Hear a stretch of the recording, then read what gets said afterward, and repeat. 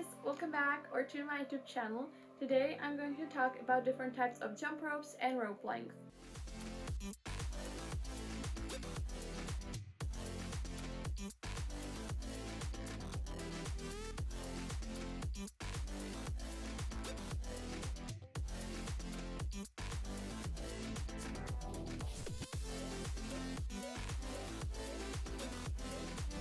Both of these things are very important because having a wrong type of rope or a rope that's way too long for you can really slow down your progress. It can also be very annoying because jumping with a rope that's way too long for you is super hard, and jumping with a shorter rope can be almost impossible. For most people it's quite simple. You have the handles and then you have the rope, but there's so much more to it.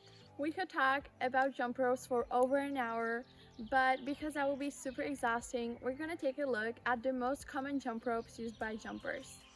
Here are all the jump ropes I own at the moment, but for better orientation, let's break them down into categories. Let's start with my favorite ones, freestyle ropes. There are two types of freestyle ropes. We have the PVC or the cable rope, and then we also have the beaded ropes. Let's start with the PVC. We have the cable, obviously, then we have the handles and this little clip at the end so you can adjust the length. You can get different colored cable, different colored handles. It's great, you can just make your jump rope colorful and fun. The PVC rope is usually used as a freestyle rope for more advanced jumpers or as a speed rope for beginners. This is jump rope like 90% of the time I'm jumping. It's great for double unders, power tricks like frogs, push-ups, etc. Its long handles also make it easier to catch releases, so it has a lot of pros. Some bad things are that it's pretty light, some tricks may be harder to do with it, and it tends to break pretty often. I think I have to get like a new rope every month because the cable just breaks if you jump a lot. Okay, number 2 is the beaded jump rope. It is a freestyle rope for both beginners and professionals. It also comes in a lot of fun variations. There's long wooden handles which are a little bit heavier. You can get short plastic handles or long plastic handles which are probably used the most. Hard plastic beads are used on most jump ropes, but you can also get softer silicone ones. The beads are usually on this thin silicone cable, which is most of the time just ended in a knot, so it's really easy to adjust.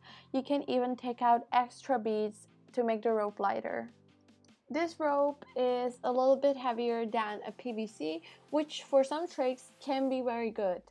Now, if you're a beginner, I would definitely recommend getting this rope because a lot of tricks are easier to do with it, but since I like to do a lot of double unders, I prefer to use a PVC. Because it's lighter, but you'll see a lot of professionals doing amazing tricks with the beaded rope, so I guess it just depends on your preference.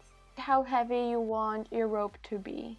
Next up are speed ropes. So again, I have two types of speed ropes here, and I just want to say that I don't jump speed. The last time I did speed was like 6 months ago in summer. Not very good at it, but I do want to show you two types of speed ropes that I like the most. So let's get to that. First up, we have this very thin wire speed rope. We have short plastic handles that aren't really attached to the rope, so you can just like move them around, and this little thing so you can adjust your rope. Like a more professional speed rope, it's used for double, triple unders, speed.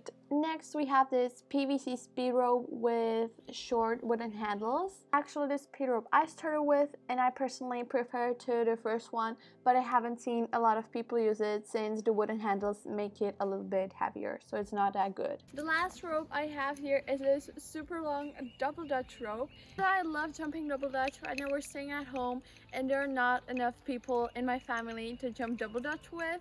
So yeah, I'm just taking a double dutch break right now. Wooden or plastic handles and plastic beads. Normal double dutch ropes are about 3 meters, but they can definitely be a lot longer. And lastly, I want to answer the question if you can jump with a regular rope that probably all of us have at home. Well, you can jump with any rope, but certain ropes make it easier for you to learn new skills. So if you're thinking about starting jumping rope, I would definitely recommend buying either a PVC or a beaded rope. Ropes aren't really that expensive. You can get a nice beaded rope for around 20 bucks, and you can get a PVC for under $15. And maybe if your bead breaks or you break your PVC, you can go to any jump rope store and buy like an extra cable or even an extra pair of handles, and you can replace them. Let's talk rope length now, shall we? So I don't think there's any ideal rope length that everyone should have. I think it really depends on each person and what he prefers. However, there are some tips that may help you find the perfect rope length for you. So let's take a look at them. I'm exaggerating here, but this rope is just too long for me. My arms are doing circles that are way too big, and there's excess rope on the ground, which makes it harder to jump. The handles go up to my shoulder, which is way too long for a jump rope. However, this is a perfect length for me because when jumping rope, the only parts of your arms that should really be moving are your wrists. Handles of the rope end somewhere under my armpits, which I think is a great length for a freestyle rope. And also when I'm jumping, I'm not doing huge circles with my arms and there's no excess rope on the ground, which is great.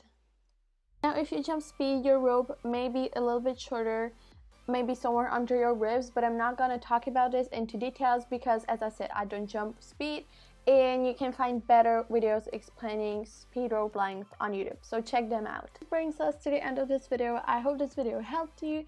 Don't forget to like and subscribe for more amazing content, and see you next time.